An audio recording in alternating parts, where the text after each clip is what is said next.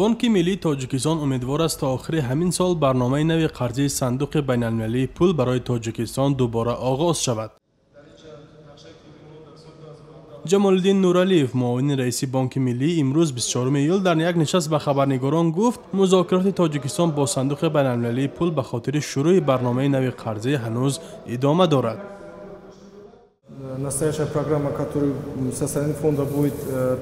صندوق بینالمللی پول علاقه شرط‌های پیشکی خود را برای آغاز کردن برنامه نوی قرضی برای تاجیکستان به ما پیشنهاد کرد.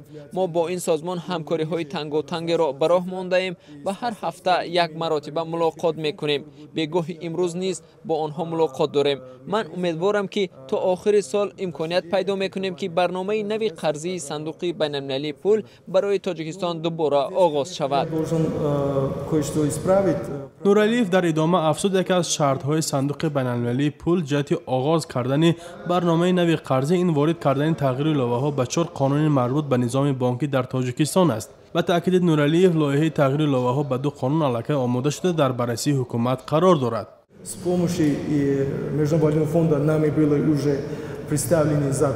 با کمک صندوق بین‌المللی پول ما لایحه قانون درباره سالمگردانی نظام بانکی را تهیه کردیم. ضمناً سالمگردانی نظام بانکی از تغییر یافتن این قانون ها خیلی وابسته است.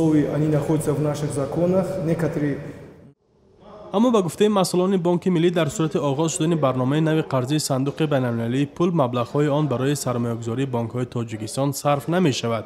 چونکه هدف برنامه قرضی صندوق بین‌المللی پول نگاه داشتن ثبات ارزی، تامین وارد با اسعار و گذراندن اصلاحات در امور اقتصادی کشور است، نه سرمایه‌گذاری بانک‌های علاهیده. تاجیکستان شروع از سال 2015 با عوض شدن هیئت رهبری بانک ملی با صندوق بین‌المللی پول به خاطر گرفتن قرض امتیازات از این سازمان وارد گفتگو است. جانب تاجیکستان امیدوار است از این سازمان تا 500 میلیون دلار سرمایه به کشور جلب کند.